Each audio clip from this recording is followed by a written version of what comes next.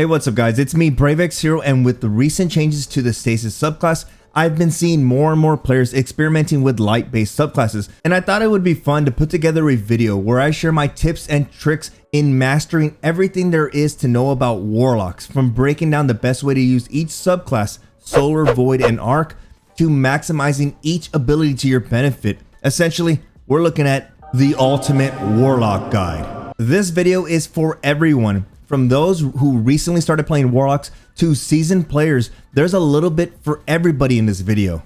But if you guys like this video and would like to see something similar for the hunters and titans, the best way to let me know is by dropping a like on the video and commenting which character you'd like to see. Better yet, if this video gets 500 likes in the first day it goes live, I will expedite the next video. So that is the goal, let's smash it. But without further delay, let's get into the video.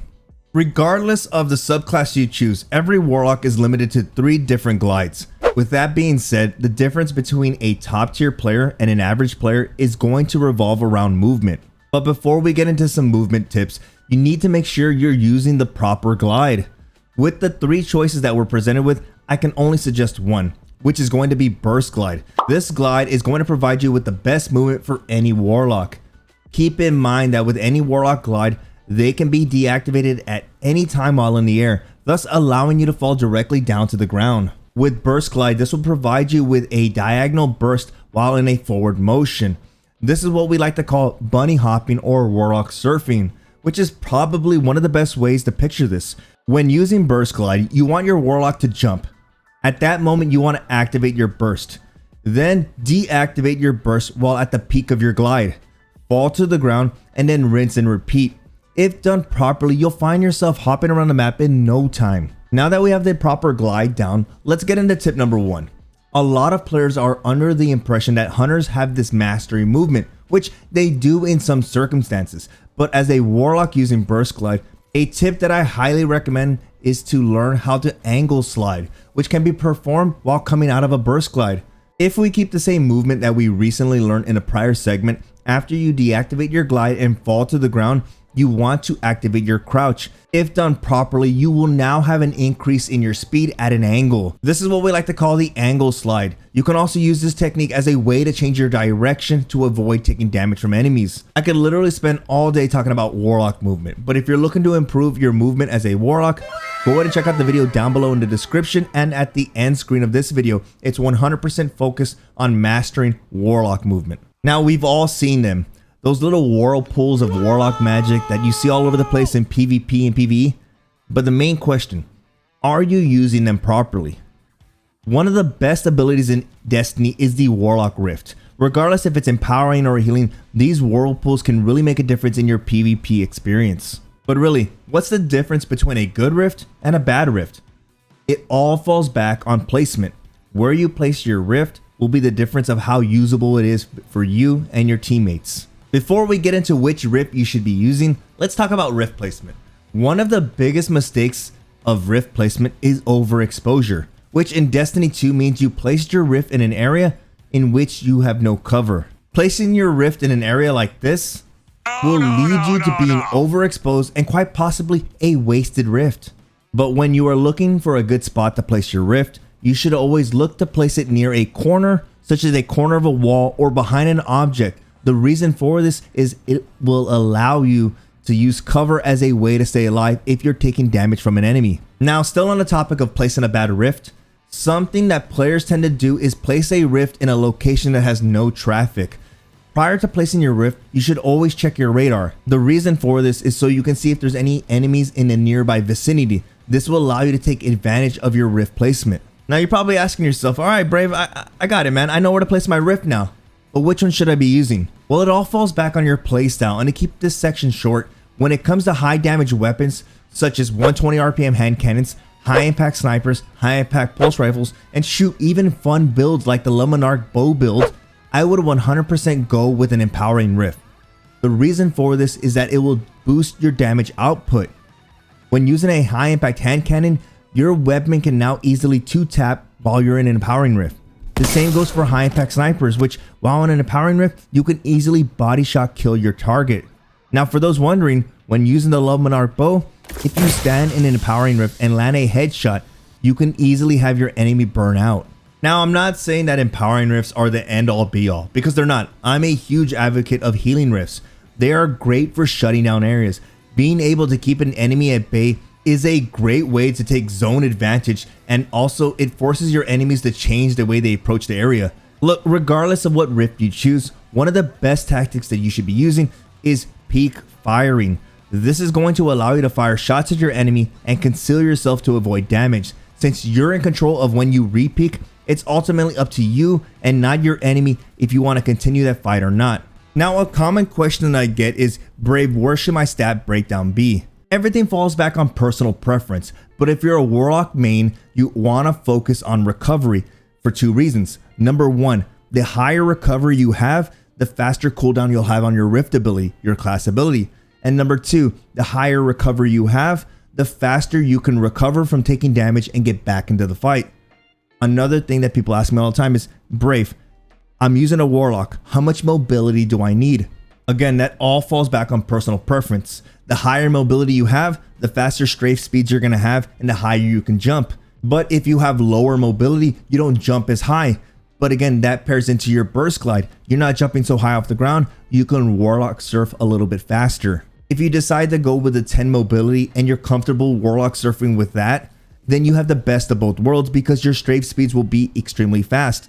If you go with a 1, do keep in mind that you have a lower strafe speed. Try to find somewhere in the middle. A 5 is great, but you want to focus 100% on having 100 recovery. In a game like Destiny, getting into gunfights and surviving and getting into the next gunfight is huge. But with the basics out of the way, let's get into some tips and tricks for each subclass. Starting this list off, we have the Solar subclass, which is going to be the top tree Dawnblade, the Attunement of Sky. This subclass revolves around your movement, from aerial attacks to your dodge ability to traversing the map at a high rate of speed. When it comes to mastering top tree Dawnblade, the first thing you need to learn is how to properly dash. So for my new Warlocks out there, if you didn't know this, Icarus Dash can be used as a way to move around the map at a high rate of speed. This is something you can use in cadence with your basic burst glide. Now, the way to accomplish this dash is pretty simple. You're gonna want to initiate your jump. At the right time, you're moving in a downwards motion. This is when you want to activate your dash ability and press the jump button at the same time. This will cause you to dash extremely far and fast. If you haven't mastered this yet, it might take you some time, but once you get it down, it becomes second nature. I will say, for anyone looking to master this top tree Dawnblade, dashing properly is going to be highly recommended. You need to learn this before anything.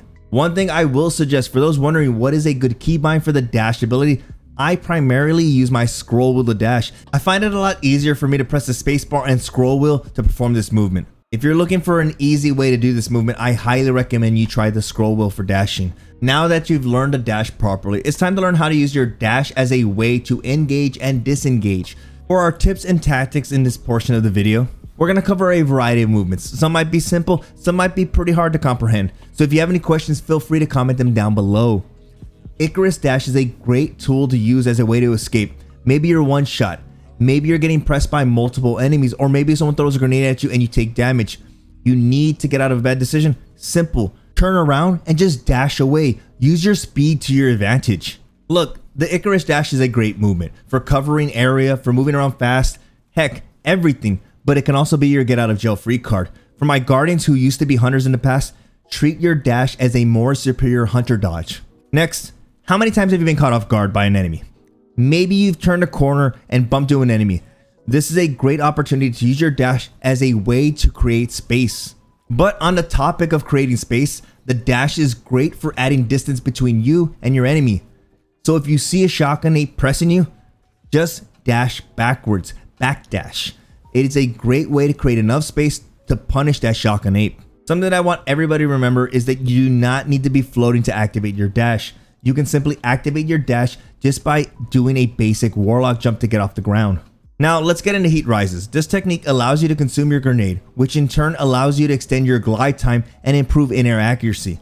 This is a great technique for getting the jump on your enemy by taking unpredictable angles, but it can also work against you. By gliding with extended time, your enemy can catch you in the air and you'll be a sitting duck.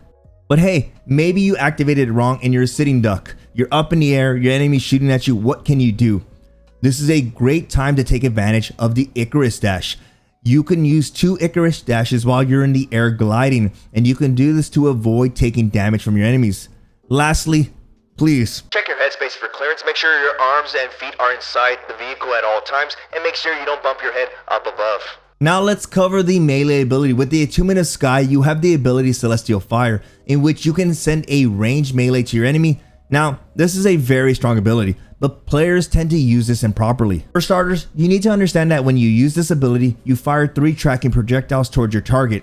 Each projectile does about 35 damage. If you land all 3, you deal about 105 damage. Now, the best way to use this ability is to either begin a fight or end a fight using Celestial Fire.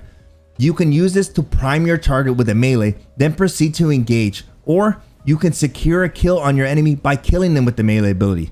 But one of the ways that I've seen this melee ability being used improperly is when Guardians just shoot their Celestial Fire at a target they don't intend on fighting. They just fire from across the map, which is a waste.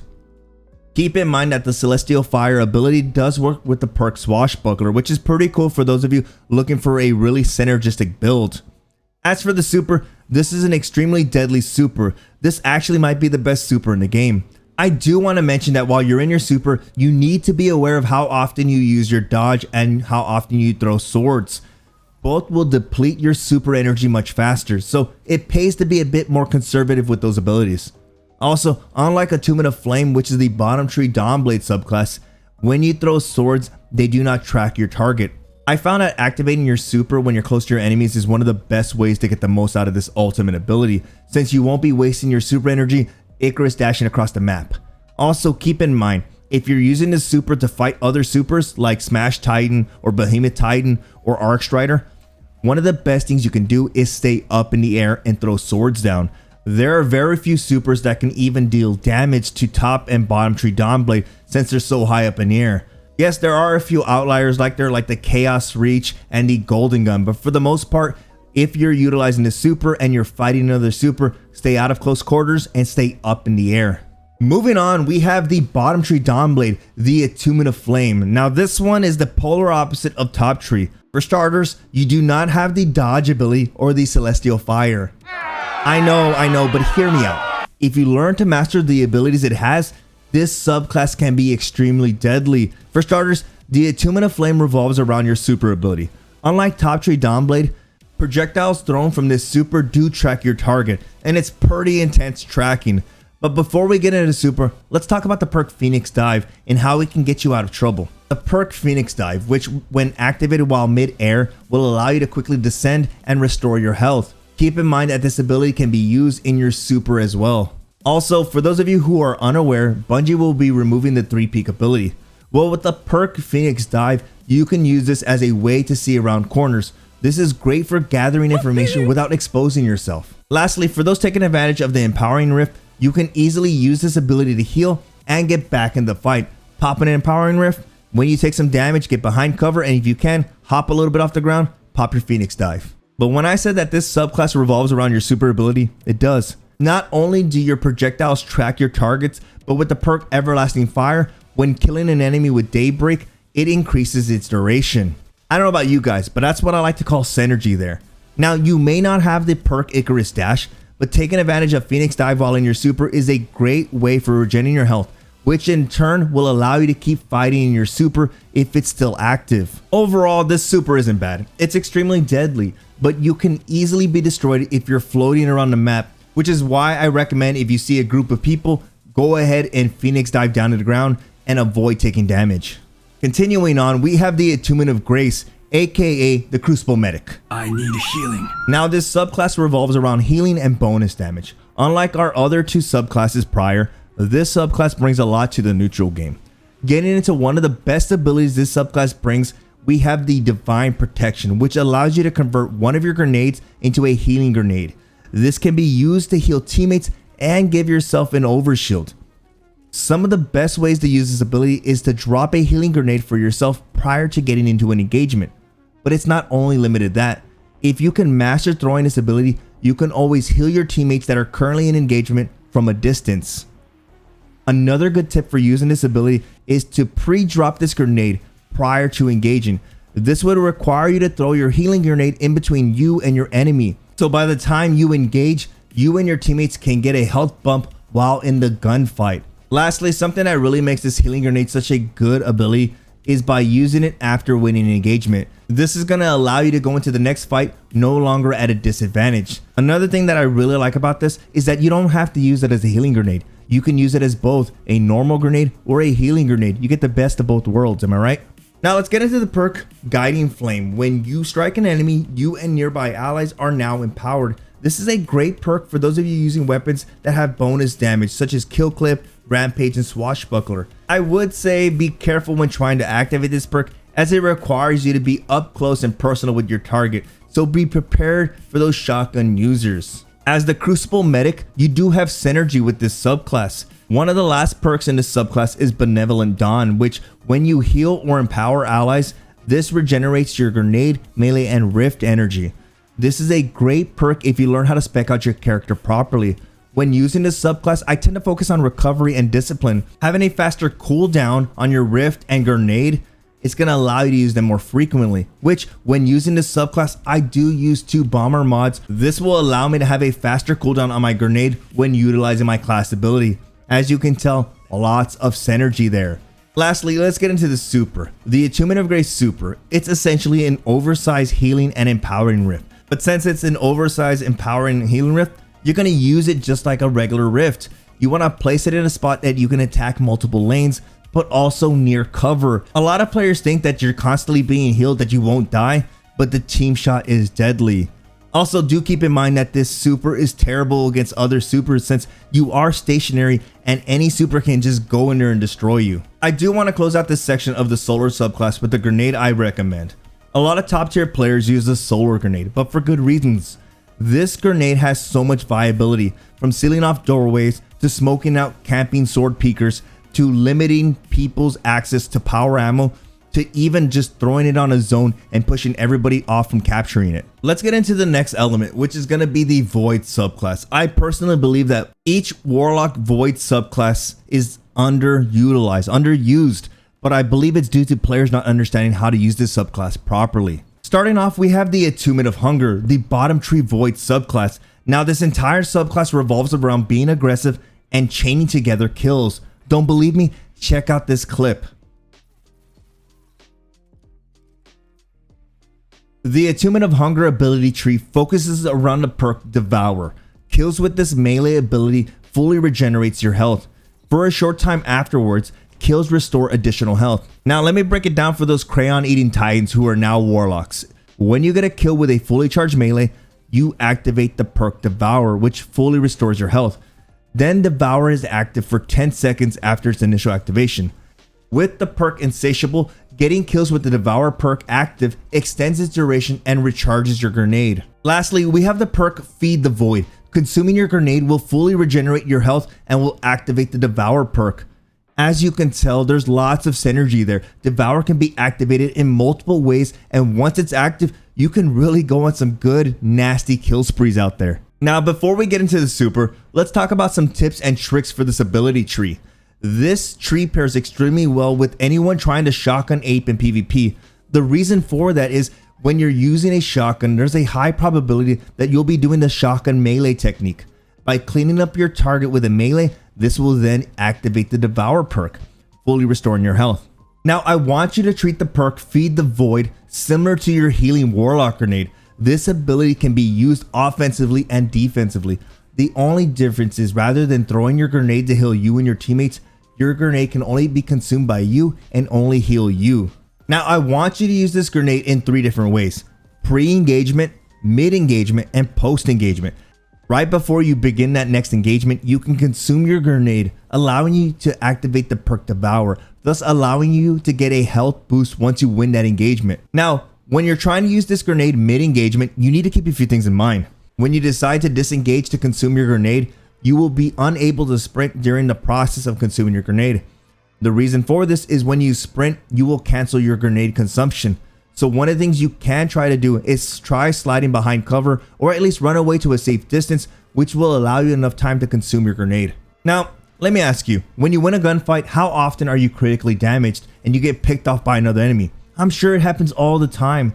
This is when consuming your grenade can help you out. Do keep the same things in mind. Don't just stand there and try to consume your grenade.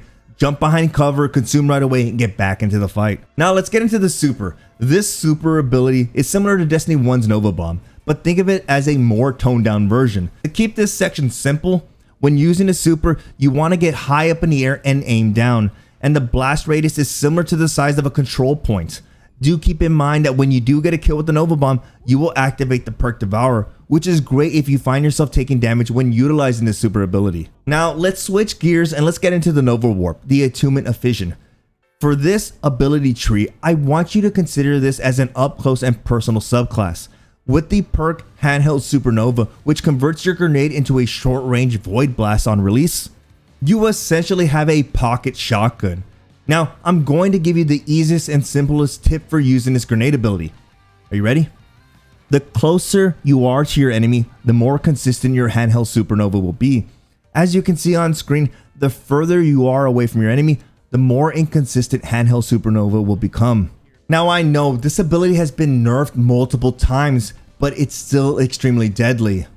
Now, I want you to think of Handheld Supernova as your oh shoot moment ability. Have you ever been chased by a guardian?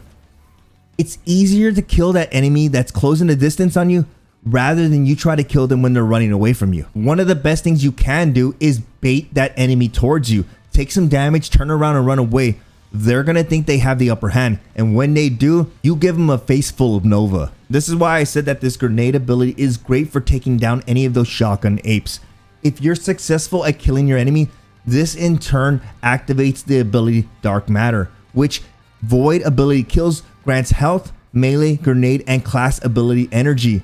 Personally, I would run this with a double bomber mod setup. This is going to allow you to take the synergy to another level. But with the meat and potatoes out of the way, let's get into the super, which I feel is still extremely underrated. Unlike the other Void subclass ability trees that have Nova Bomb as an ultimate move, Nova Warp is a roaming ability which is extremely deadly. Now this one's pretty simple to understand. You hold the charger super, and when you release the charge, you release a void pulse which causes damage to anything in its radius. Do keep in mind that Nova Warp does have a teleport ability and can be used by pressing down your sprint button. Believe it or not, but Nova Warp is probably one of the fastest roaming supers in the game. If you learn how to move quickly by teleporting and also knowing how long to charge your void pulse, you're going to be a monster on the map. But some things to keep in mind are, if you teleport, the more super you consume. This also includes how often you use your void blast. When fighting other supers, I highly recommend you use the teleport to avoid taking damage, which is going to give you a higher chance of survival. Now let's get into the final void subclass. I'm going to cover this one extremely quick. Why? Well, out of all the subclasses I'm covering today, I'd like to rank this as probably one of the lower end ones, quite possibly the F category. We have the Attunement of Chaos, aka the Slova Bomb. This entire subclass ability tree revolves around your grenade and explosions. To keep it simple, this subclass has the ability Chaos Accelerant, in which you can overcharge your grenade, making it more deadlier and more effective. A fun build that I highly recommend, and also something that really makes this subclass ability tree viable, would be to pair this with the Exotic Gauntlet's Controverse Holds, which, pairing this Chaos Accelerant with Controverse Holds, you have what I like to call the Controverse Accelerant build, which you can find the video down below. It's a fun build, guys, believe me. I do want to close out this section of the Void subclass with the grenade I recommend. Let's be serious here. All the grenades on the Void subclass are bad, except one. That is going to be the Vortex Grenade. Yes, you can treat this grenade similar to the Solar Grenade. You can drop them on control points. You can push out sword peekers. You can seal off doorways and exits. It's pretty powerful, guys, and probably one of the best Void grenades out there because the other two are pretty bad. Moving on, let's get into our arc-based subclasses, which I would say, unlike the Void subclass, all three arc subclasses have a lot going for it. Let's start off with the Attunement of Control, aka the Chaos Reach subclass ability tree. This one has a range melee just like our counterpart, the Top Tree Dawnblade. That perk is called Ball of Lightning. But before you get your hopes up, I want you to picture this. Think of the Celestial Fire as a Dodge Viper. It's pretty sexy, right? Gets all the work done. It's pretty nice. Think of Ball of Lightning, a Ford Pinto. Now you tell me which one's better. And if you say Ford Pinto, you're a liar. Now this melee is nice, but it's extremely lackluster. I wouldn't use it as a pre-engagement. or during engagement ability. It's like a, oh shoot, I ran out of ammo. What do I do? Let me just throw this little forward pinto at somebody. okay, I'm being a little harsh there. Let's not have that be the make or break of this subclass ability tree. The next perk that really shows how convenient this subclass is the perk Pulse Wave, which is extremely noticeable when active since it boosts yours and your allies' speed. This includes reload speed. Now, this perk really shines when it comes to weapons that have slower reload speeds, such as 120 RPM hand cannons. So if you're looking for some synergy with your weapons, this perk provides it. We also have the perk Ionic Trace, in which when you defeat a target, it sends a trace towards you, which when collected grants you energy to all your abilities. Alright guys, I'm gonna give you my honest opinion. It is not worth going out of your way to collect these little Ionic Traces. If it comes to you, cool. If not, oh wells. I've seen so many people jumping around, which causes them to die. They're jumping around, it's super hilarious. They're trying to catch these things. Come on, they're not butterflies. Now the bread and butter of this subclass ability tree comes from its super ability, which is going to be the Chaos Reach. This super is probably one of the most hated in the game, for good reasons. The users don't hate it. People hate being on the receiving end of it. Now, let me give you some of the biggest advice when you use this super. Do not, and I repeat, do not spam your super button. Since you have the ability to cancel your super at any moment, players tend to panic press it, which causes them to instantly activate and deactivate. I'm telling you guys from experience, I've done it. I've activated in trials, and then I've deactivated because I panic pressed. Personally, if you're going to be using this subclass, you want to focus on having max intellect. And the reason for that is that every time you activate your super and you get a kill, you drop orbs for your teammates, which in game modes like Comp or Trials of Osiris, it can go a really long way there. Also, keep in mind that as soon as you get a kill, you can instantly deactivate that super and save a lot of super energy. And just by getting that one kill, it can drop an orb for your teammates. Moving into our Stormcaller subclasses, we have the Attunement of Elements, which is going to be the bottom tree. Now, this is by far my favorite of all the Arc subclass ability trees. The reason for that is the perk Arc Soul. When you activate your rift, this grants you and your allies an arc buddy to aid in battle. Now for my 120 RPM hand cannon users out there, this is a great ally to have in battle. Imagine having an arc buddy and an empowering rift. You're instantly gonna evaporate your enemy. Now this subclass revolves around being a team player and providing an arc soul along with rifts. With the perk Electrostatic Surge, your rift lasts longer and it charges faster when you're near your teammates. You know what that says right there?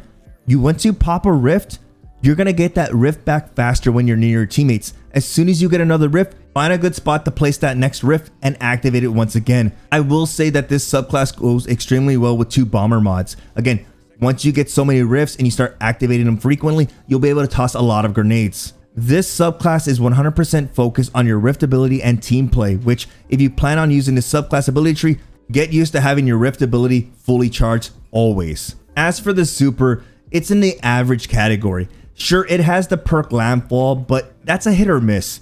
My only advice is, if you really want to get the most bang for your buck, you need to activate this super near enemies. And if you take any damage at all, you need to wait and heal, since this super does not have a teleport ability. If you try to challenge when you're damaged, there's a high probability you're gonna die, because you are extremely slow in this super. Now we have our final subclass ability tree, the Attunement of Conduction, the Raiden subclass.